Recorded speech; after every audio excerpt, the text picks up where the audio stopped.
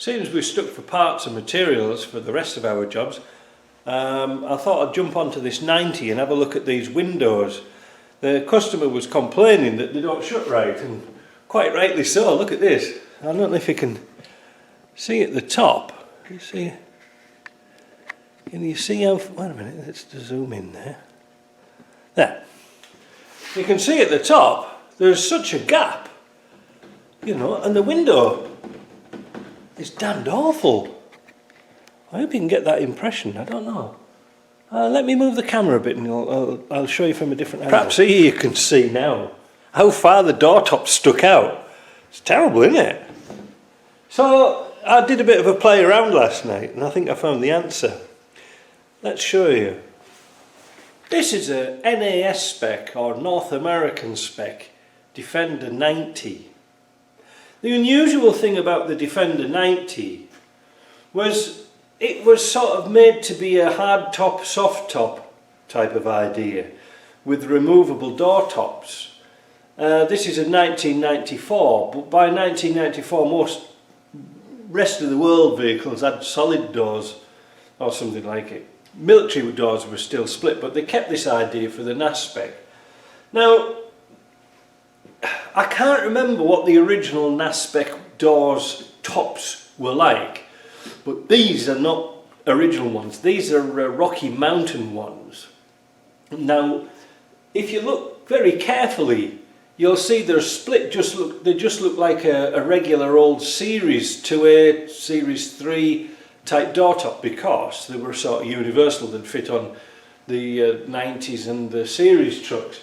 Now, the difference between the Series truck, the regular steel framed Series trucks, there's a lot of S's for you, this piece of window was fixed, whereas on this vehicle, watch it won't open,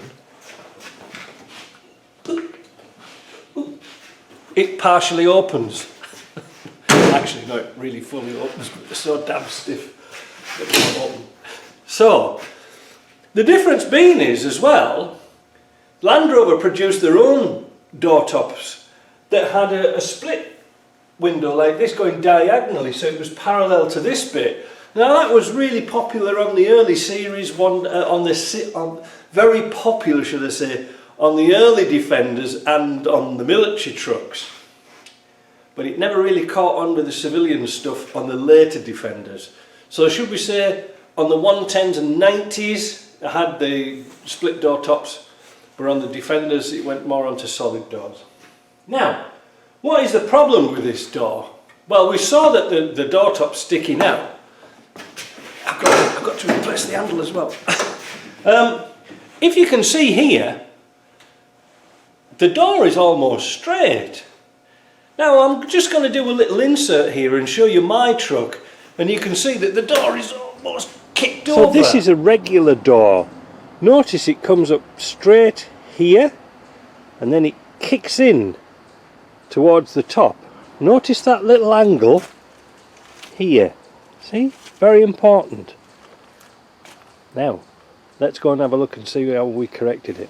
Now I'm fighting against that to do something, but you can see, look how wibbly wobbly it is. Well, that's no good. So what we're going to do is a copy of an experiment I did last night. Fortunately, these have got bolts underneath here. I don't know if we can see. I don't know if we can get down and see under here. Maybe you can just catch them here. This is a good idea.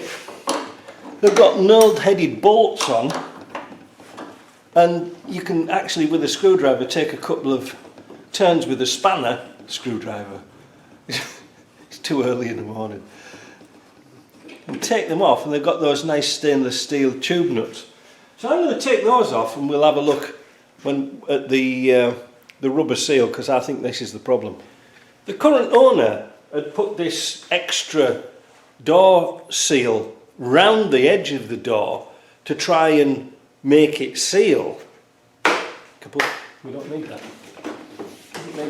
Take that off. Then we're going to take off the top of the door, like so. And then we're going to have a look at this seal, because it is quite interesting. And those of you who have played around with these type of doors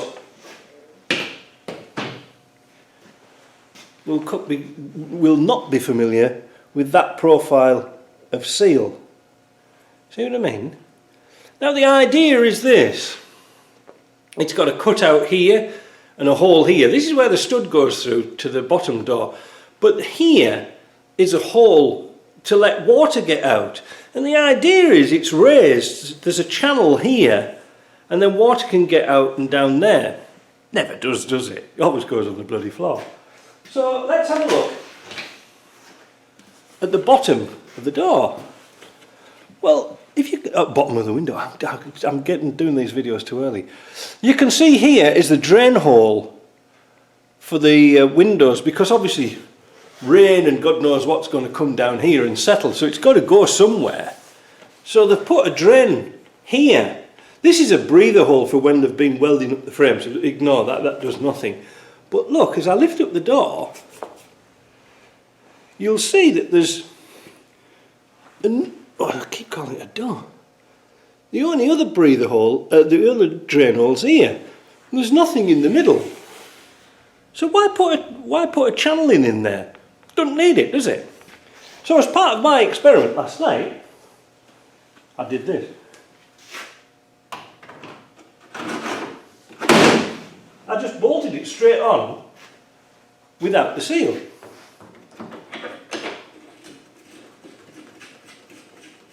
Winter's coming. Got to get this fixed. Mind you, it won't matter in Florida, will it?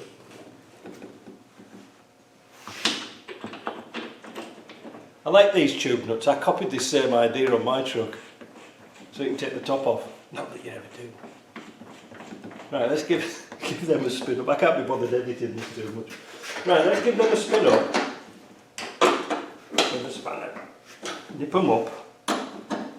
Now you can hear already that this has got the traditional Land Rover rattle. Now that is very hard to replicate in newer stuff. But let's have a look now at the angle of this door. And you can see now how it's kicking towards me. And that means that when we shut the door, it shuts perfect. Look at this. Look at the seal here. Can you see this? Here. Let's have a zoom it. Probably get this wrong as well. See? Nice tight seal. Let me find a piece of paper and I'll show you the seal test. So I've got myself a Britpart post-it note. Don't worry, the adhesive won't stick to the door. It doesn't stick anywhere. Right, and this is how you tell if you've got a good door seal. Look. Tight. Tight as a tiger. Look. Tight. Let's have a look at the side.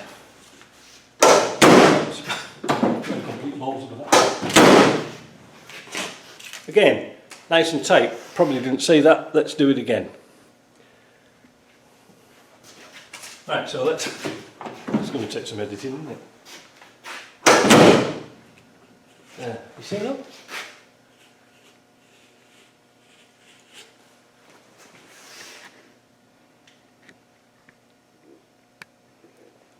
It costs nothing, but we're still going to have a problem with water running on the top of this door. So what I propose is this stuff.